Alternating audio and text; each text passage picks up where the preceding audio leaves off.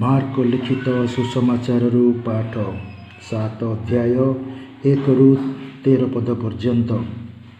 ଫାରିସୀମାନେ ଓ ଜେରୁସାଲେମରୁ ଆସିଥିବା କେତେକ ଧର୍ମଶାସ୍ତ୍ରୀ ଯୀଶୁଙ୍କ ଚତୁଃପାର୍ଶ୍ୱରେ ଏକତ୍ର ହେଲେ। ସେମାନେ ଲକ୍ଷ୍ୟ କଲେ ଯେ ତାଙ୍କର କେତେଜଣ ଶିଷ୍ୟମାନେ ଅଶୁଚି ହାତରେ ଅର୍ଥାତ୍ ଅଧୌତ ହାତରେ ଭୋଜନ କରୁଛନ୍ତି, କାରଣ ଫାରିସୀ ଓ ସମସ୍ତ ଯିହୁଦୀମାନେ ଭଲ ଭାବରେ ହାତ ନ ଧୋଇ ଭୋଜନ କରନ୍ତି ନାହିଁ। ଏହିପରି ଭାବରେ ସେମାନେ କୁଳବୃଦ୍ଧମାନଙ୍କର ପରମ୍ପରା ପାଳନ କରୁଥିଲେ। ସେମାନେ ହାଟ ବଜାରରୁ କୌଣସି ବସ୍ତୁ ନ ଧୋଇ ଖାଉନଥିଲେ। ଏହା ବ୍ୟତୀତ ଅନେକ ଅନ୍ୟ ପରମ୍ପରା ସେମାନେ ପାଳନ କରୁଥିଲେ, ଯେପରି ଗିନା, ପାତ୍ର, ପିତ୍ତଳ ବାସନ ଏବଂ ଆସନ ଆଦି ଧୋଇବା। ଫାରିସୀ ଓ ଧର୍ମଶାସ୍ତ୍ରୀମାନେ ତାହାଙ୍କୁ ପ୍ରଶ୍ନ କଲେ, ଆମର କୁଳବୃଦ୍ଧମାନଙ୍କର ପ୍ରଥା ଅନୁସାରେ ନ ଚାଲି ଆପଣଙ୍କ ଶିଷ୍ୟମାନେ ହାତ ନ ଧୋଇ କାହିଁକି ଖାଉଛନ୍ତି?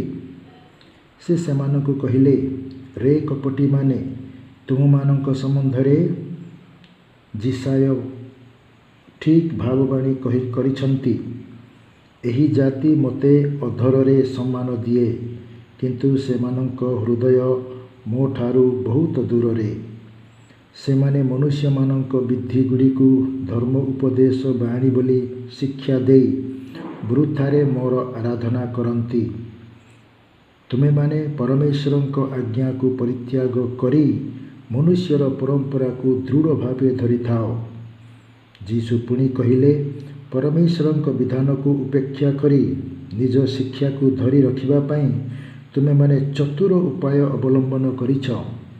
କାରଣ ମୋଶେସ୍ କହିଛନ୍ତି, ତୁମର ପିତାମାତାଙ୍କୁ ସମ୍ମାନ କର ଏବଂ କେହି ଯଦି ଆପଣା ପିତାମାତାଙ୍କୁ ଅଭିଶାପ ଦିଏ, ସେ ପ୍ରାଣଦଣ୍ଡର ଯୋଗ୍ୟ। କିନ୍ତୁ ତୁମେମାନେ କହିଥାଅ, ଯଦି କେହି ନିଜ ପିତା କିମ୍ବା ମାତାଙ୍କୁ କହେ, ମୋ ଠାରୁ ତୁମମାନଙ୍କର ଯାହା ପ୍ରାପ୍ୟ ଥିଲା ତାହା କୁର୍ବାନ ଅର୍ଥାତ୍ ପରମେଶ୍ୱରଙ୍କ ଉଦ୍ଦେଶ୍ୟରେ ଉତ୍ସର୍ଗୀକୃତ, ଫଳରେ ତୁମେ ସେ ଲୋକକୁ ତାର ପିତା ବା ମାତାଙ୍କ ପାଇଁ କିଛି ଉପକାର କରିବାକୁ ଦେଇନଥାଅ। ଏହିପରି ତୁମେମାନେ ପ୍ରଚଳିତ ପରମ୍ପରାଗତ ରୀତିନୀତି ଯୋଗୁଁ ପରମେଶ୍ୱରଙ୍କ ବାକ୍ୟ ବ୍ୟର୍ଥ କରୁଛ ଏବଂ ତୁମେ ଏହିପରି ଅନେକ କର୍ମ କରୁଅଛ। ପ୍ରଭୁଙ୍କର ସୁସମାଚାର।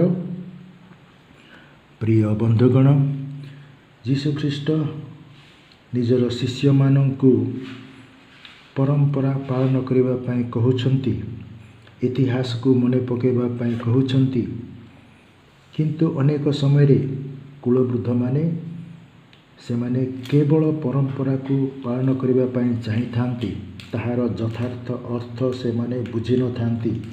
ଯେପରି ହାତ ଧୋଇ ଖାଇବା ବା ଖାଇବା ଜିନିଷକୁ ଧୋଇବା, ଏହା ଉତ୍ତମ।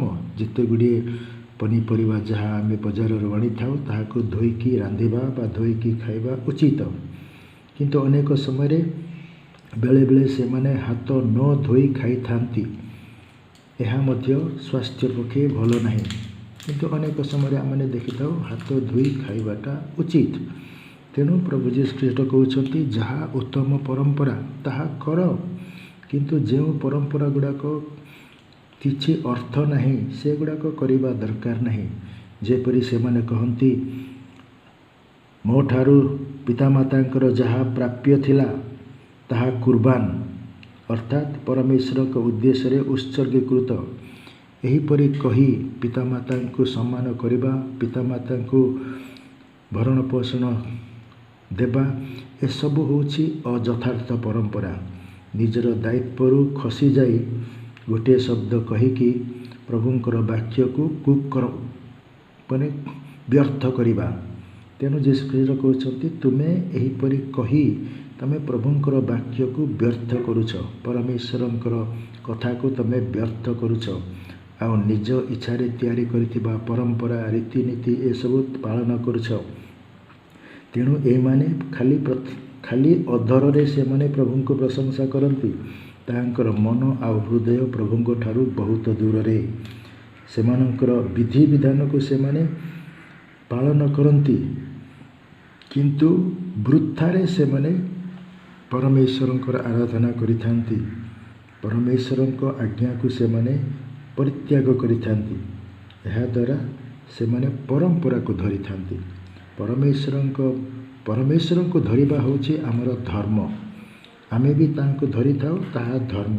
ଆଉ ପ୍ରଭୁ ବି ଆମମାନଙ୍କୁ ଧରିଥାନ୍ତି ବା ଧାରଣ କରିଥାନ୍ତି।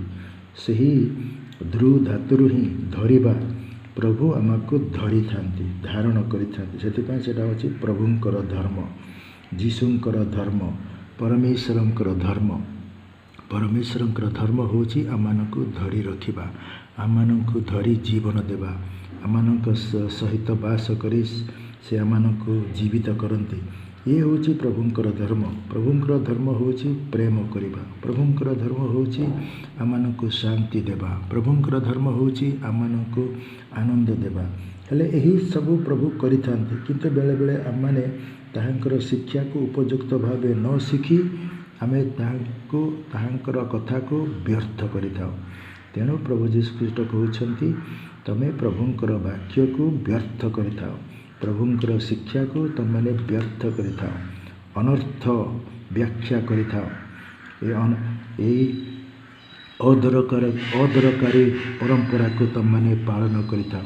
ତେଣୁ ଆସନ୍ତୁ ଆମମାନେ ବିଶେଷ କରି ପ୍ରଭୁଙ୍କର ବାକ୍ୟକୁ ଭଲ ଭାବେ ଶୁଣିବା, ଜାଣିବା, ବୁଝିବା, ଆଉ ତାହାକୁ ଉତ୍ତମ ରୂପେ ବ୍ୟାଖ୍ୟା କରିବା, ଆଉ ସେହି ବାକ୍ୟ ଅନୁସାରେ ନିଜର ଜୀବନଯାପନ କରିବା।